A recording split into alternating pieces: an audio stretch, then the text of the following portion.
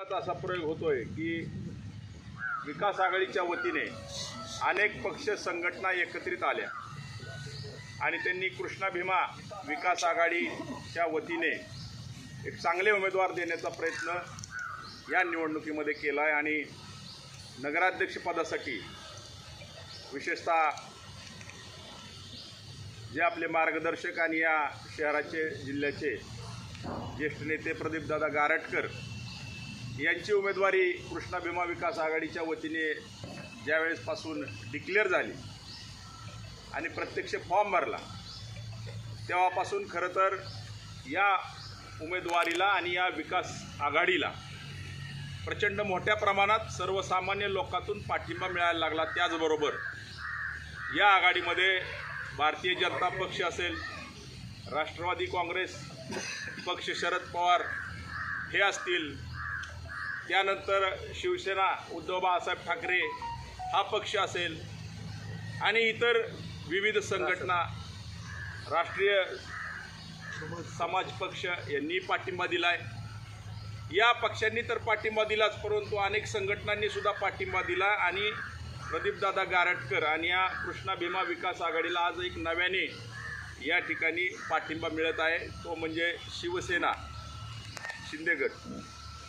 या शिवसेनेचा पाठिंबा सुद्धा या कृष्णा भीमा विकास आघाडीला आज या ठिकाणी आपल्याला मिळत आहे। त्याबद्दल मी शिवसेनेचे प्रमुख आदरणीय एकनाथ शिंदे साहेब यांचं या ठिकाणी आभार मानतो, स्वागत करतो आणि हा पाठिंबा आज इथं देण्यासाठी जाहीरपणे या आघाडीला आणि या उमेदवारांना सर्व उपस्थित असलेले शिवसेनेचे तालुक्याचे अध्यक्ष सन्माननीय रामचंद्र जामदार साहेब या ठिकाणी उपस्थित आहेत।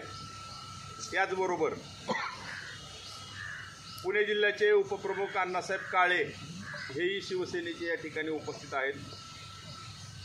विजय पवार साहेब तालुका समन्वयक आहेत, हे शिवसेनेचे या ठिकाणी उपस्थित आहेत।